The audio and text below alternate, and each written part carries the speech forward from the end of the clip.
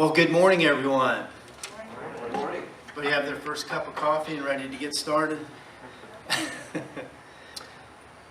Our talk today is on Lesner Bridge, and our title is A Successful Environmental Approach. As many of you know, many of you should know, there are about 20,000 bridges and structures in the state of Virginia. And of those, 1,500, or about 13%, are structurally deficient. Okay, that's a lot of structurally deficient projects in the state of Virginia. Roughly about 13%. Well, this particular project, Lesner Bridge, is one of those deficient bridges. And our story today is a success story about how we're addressing this deficient bridge and how we're going to bring this to completion.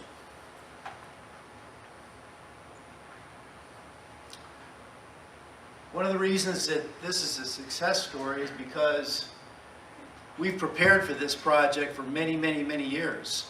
And our company, MAP Environmental, in the city of Virginia Beach, and Clark Nexon, which is the engineering and design firm that was responsible for doing this project, has really been in preparation for this project for probably 20 years, but more specifically, and as it relates to the environmental process, about 10 years.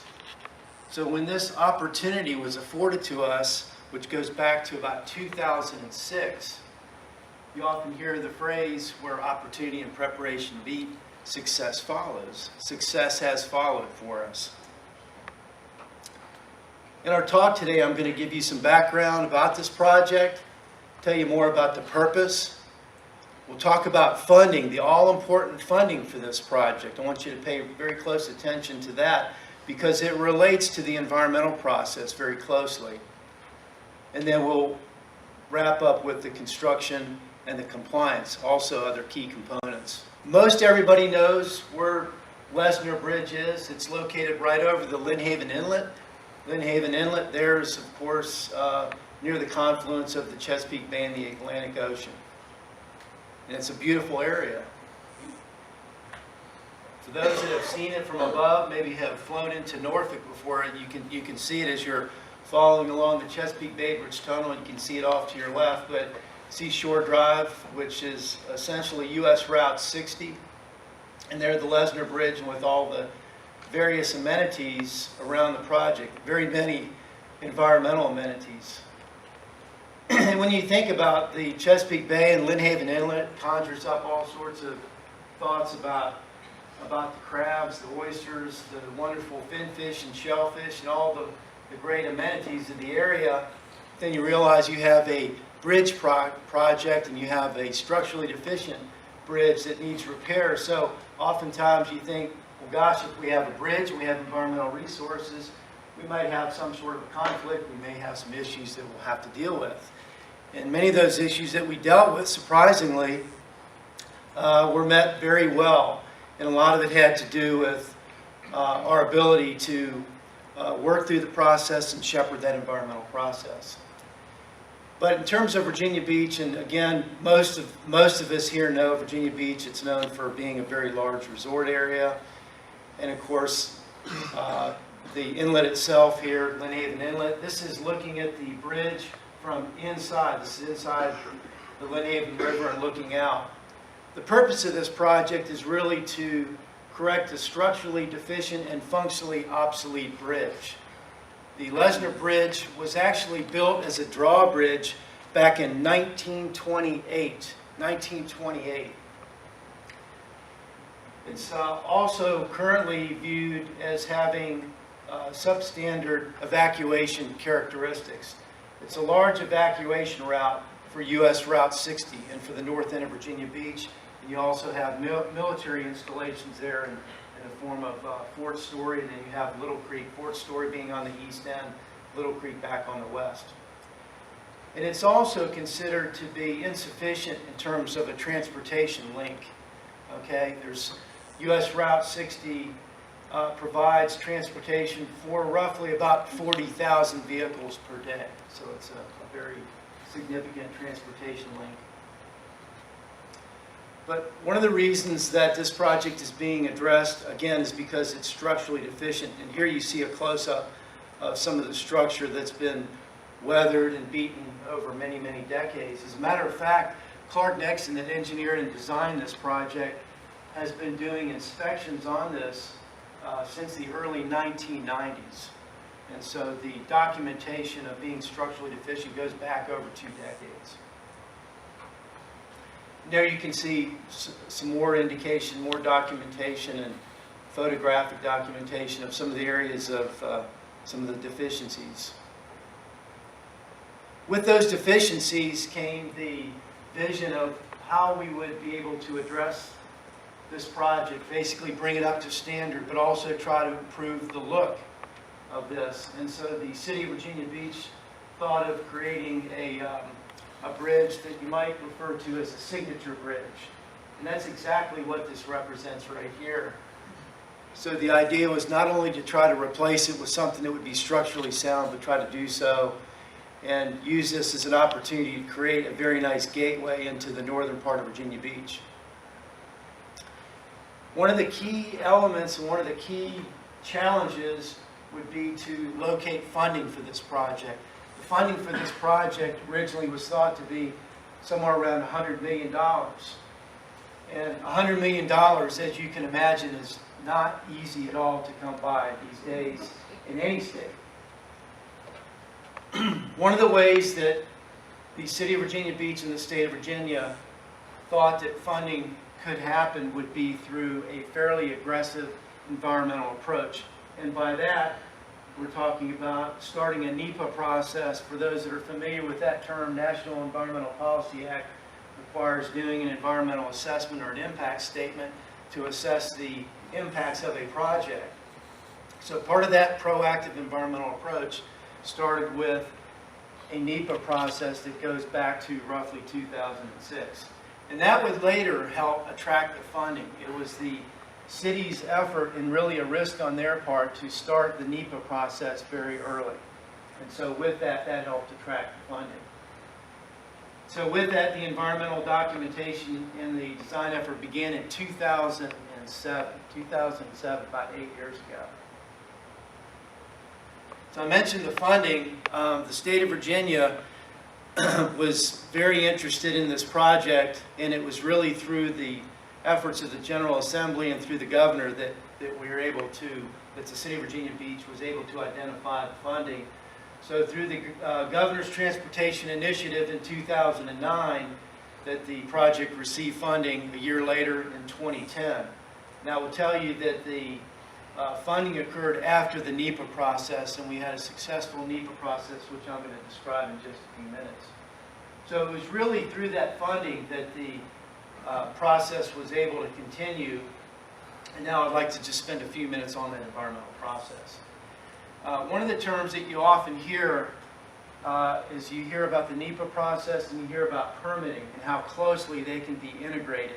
For this particular project, that was extremely important to be able to carry on the success of the NEPA process into the permitting. Likewise, the relationships and the connections. I know the conference theme is about making connections.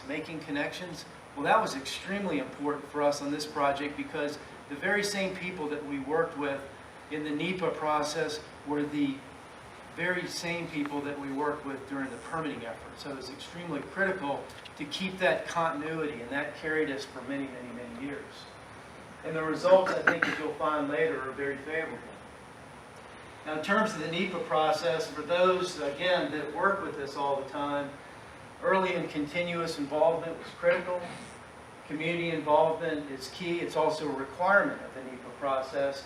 And team building for this project was also very essential. The environmental documentation that was prepared for this began with a pre-NEPA document in 2008. It continued on with an environmental assessment that was signed by the Federal Highway Administration and VDOT in September of 2009, and it led to a finding of no significant impact in November of 2011. As part of that NEPA process, there were many public meetings. There was a great deal of community involvement. There's one particular group, the Bayfront Advisory Committee, which is a group of neighbors, neighborhood interest group that's right off the shore drive, right adjacent to the bridge. And here you see a design charrette that we had that coincided with the NEPA process. We had a great turnout for that, and it was very important to get the public involved, and we did. At the conclusion of the NEPA process, and we did this early on, and we did this later on during the NEPA process, we went out and we took some tours of the construction site, of the proposed construction site of Lesner Bridge, and we had most of our regulatory and NEPA folks involved, and it gave us an opportunity to ground truth some of the deficiencies that I had mentioned early on. And we had representation from the Army Corps, DMRC, DEQ, and of course the project team as well. That NEPA process led to a successful permitting effort, which again, I mentioned before, we had a very strong partnership with the regulatory agencies, and it was really key to some of the very successful aspects of this project. One of the really neat things about this project that we're very proud of and we're also excited about is that when the project is built and before the new piles go in, the old piles that are going to be demolished will be taken offshore to an artificial fishing reef. And that was something that actually is not required. It's not a required mitigation effort, but rather it's a voluntary mitigation effort that the City of Virginia Beach decided that they would do. And so it's written in our permits to do so, but again, it's considered a voluntary mitigation effort. The partnership, again, that we forged during the NEPA process carried us through the permitting effort. And so once the permits were issued, we had a pre-construction meeting, and that pre-construction meeting was attended by the regulatory agencies, by the contractor, and by the City of Virginia Beach. And here we're given a brief overview of the permitting process, which would be important as part of the compliance effort. I mentioned before the mitigation. This is a contractor that's doing some work in the lower Chesapeake Bay. This is along the lines of what we envision happening in about a year from now. In about a year, when the bridge is demolished, the concrete materials, those that are acceptable to be taken offshore, are going to be done so again in the lower Chesapeake Bay.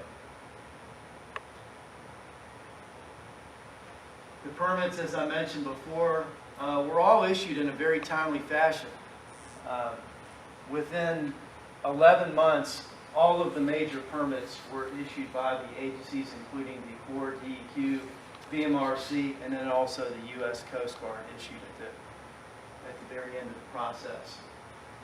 After the permits were received, the bids were received by the City of Virginia Beach in late 2013. The construction began roughly a year ago. Notice to proceed issued May of a year ago. And since that time, we've been busy with permit compliance and monitoring, and there have been a couple of minor modifications as well.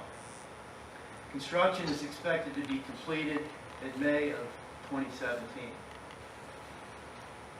After the permits were issued and right before the onset of construction, the City of Virginia Beach conducted a pre-construction site visit, and this individual here in the middle, this is the city's project manager, Chris Witowich.